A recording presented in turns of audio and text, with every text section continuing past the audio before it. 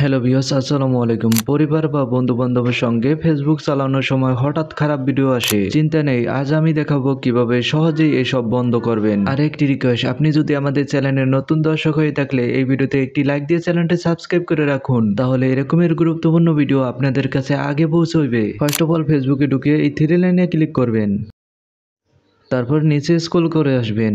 নিচে আসার পর দেখবেন সেটিং অ্যান্ড প্রাইভেসি, এখানে একটা ক্লিক করবেন। তারপর সেটিং শো করবে, এখানে একটা ক্লিক করবেন। তারপর এখানে এসে নিচে স্ক্রল করে আসবেন।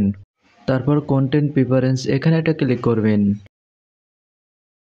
তারপর আপনি ম্যানেজ ডিফল্ট, এখানে একটা ক্লিক করবেন। তারপর আপনি সেনসিটিভ কন্টেন্ট, এখানে একটা ক্লিক করবেন।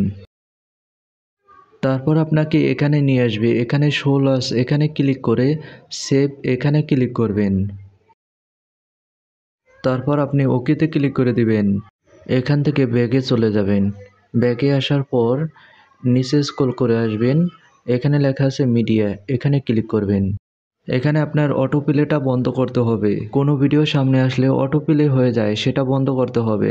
নেভার অটো প্লে ভিডিও, এটার উপরে টিকমার দিয়ে দিবেন।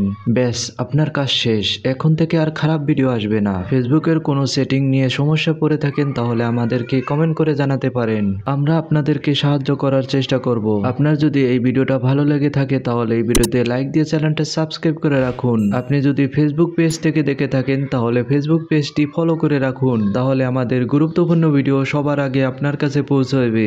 ধন্যবাদ, দেখা হবে নতুন ভিডিওতে।